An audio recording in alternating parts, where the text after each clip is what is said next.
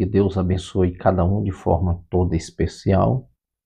A meditação e a reflexão de hoje, ela está baseada em Atos capítulo 2, versículo de número 42, aonde a mesma palavra diz assim: e perseveravam na doutrina dos apóstolos, na comunhão e no partir do pão e nas orações. É importante que a igreja ela segue um princípio no discipulado. O discipulado da igreja primitiva ela está baseada em Mateus capítulo 28, a partir do versículo 19 e 20, aonde Jesus fala da grande comissão. O apóstolo Paulo, ele seguindo esse princípio, ele, como fundador de igreja, ele sempre trazia para os seus leitores e aqueles que aceitavam a Cristo o princípio doutrinário básico para um bom discipulado, porque o apóstolo Paulo ele era tanto um abridor de igreja como também um bom discipulador. E é importante que o discipulado bíblico ele está baseado neste princípio, e perseveravam na doutrina dos apóstolos, na comunhão e no partir do pão.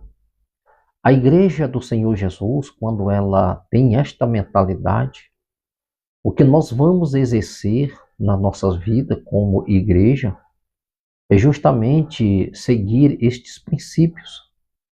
Porque seguindo esses princípios da palavra de Deus, nós vamos começar a compreender que o propósito de Cristo é promover em cada um, e o Espírito Santo, a ação dele direta em nós, é promover a unidade da igreja. E para que a igreja ela se torne realmente a noiva do Cordeiro, é necessário que ela esteja baseada nestes princípios. A primeira coisa que nós devemos fazer é perseverar na doutrina, ter a doutrina bíblica como base, como fundamento para a nossa caminhada. É o basilar, é essa estrutura que é formada para que nós venhamos ter um bom desempenho na nossa caminhada como cristão.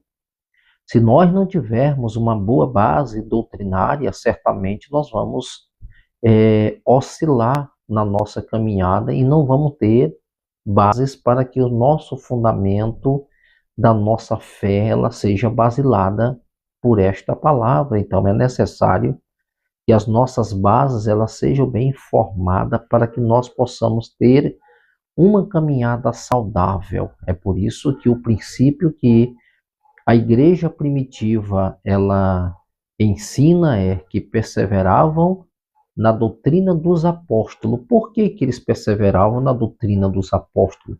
Porque os apóstolos aprenderam de Jesus. Então, aquilo que eles aprenderam de Jesus, agora eles passam a ensinar.